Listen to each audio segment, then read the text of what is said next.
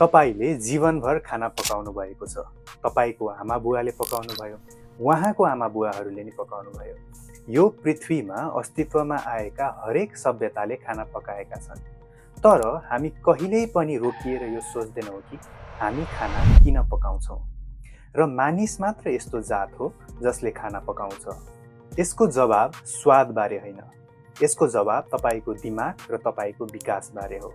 र त्यो असहज सत्यको बारेमा हो कि खाना नपकाएको भए हाम्रो अस्तित्व हुन्थेन।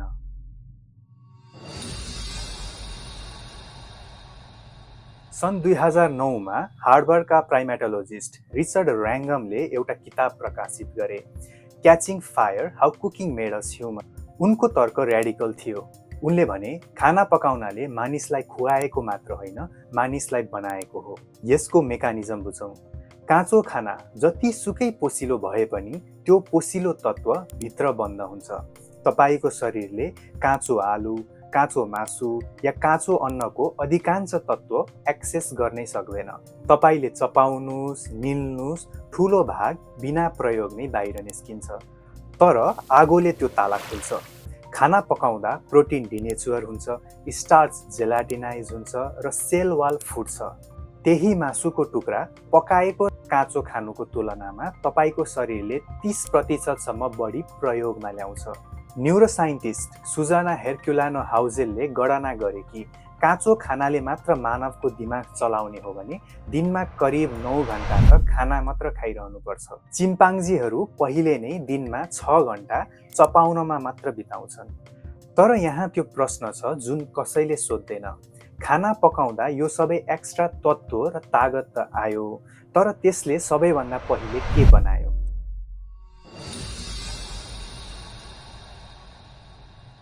मानव दिमाग हाम्रो शरीरको आकारको आधारमा अपेक्षा गरिए भन्दा 3 गुणा ठूलो छ।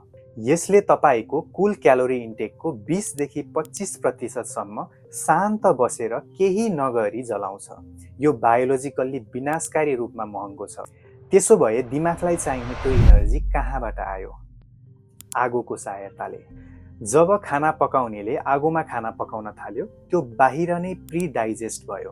हाम्रो पाचन प्रणालीले भित्रबाट त्यति कडा काम गर्नु परेन। शरीरको आकारको अनुपातमा मानव आन्द्रा अरू ग्रेट एप्स भन्दा उल्लेखनीय रूपमा छोटो छ। त्यो छोटो आन्द्राले धेरै इनर्जी खर्च गर्दैन र त्यो बचेको इनर्जी सिधै दिमागतिर डाइरेक्ट हुन्छ। यसलाई एक्सपेन्सिभ टिस्यु हाइपोथेसिस भनिन्छ।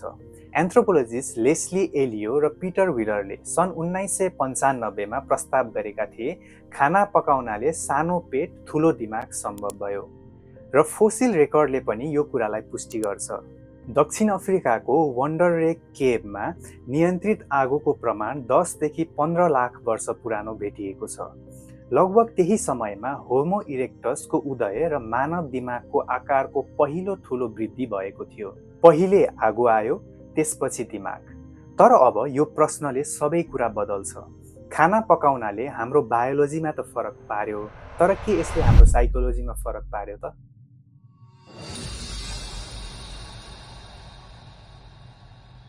सन् 1964 मा फ्रान्सेली एन्थ्रोपोलोजिस्ट क्लड लेविस स्ट्रसले द र एन्ड द कुक प्रकाशित गरे।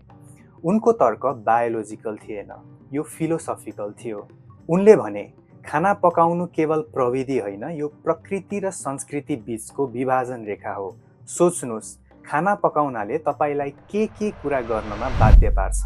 यसले खान ढिलो गर्न बाध्य गर्छ, पर्खन बाध्य गर्छ, योजना बनाउन बाध्य गर्छ र जब तपाईँ आगोको वरिपरि पर्खनुहुन्छ, तपाईँ साझा हुनुहुन्छ, तपाईँ अरूसँग बस्नुहुन्छ, कुरा गर्नुहुन्छ र सिकाउनुहुन्छ।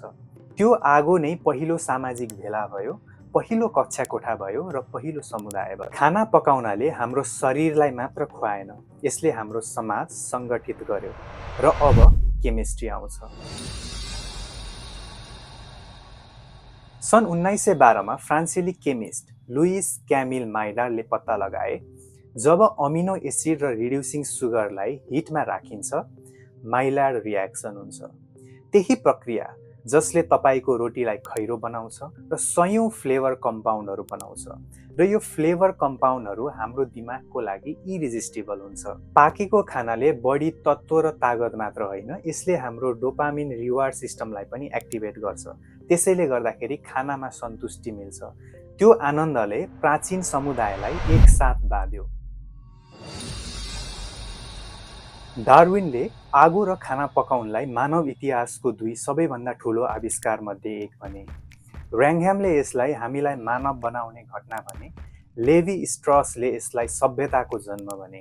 त्यसैले अर्को पटक जब तपाईँ खाना पकाउन बस्नुहुन्छ, यो सम्झिनुहोस् कि तपाईँ 15 लाख वर्ष पुरानो मानव विकासलाई जारी राखिराख्नु भएको छ।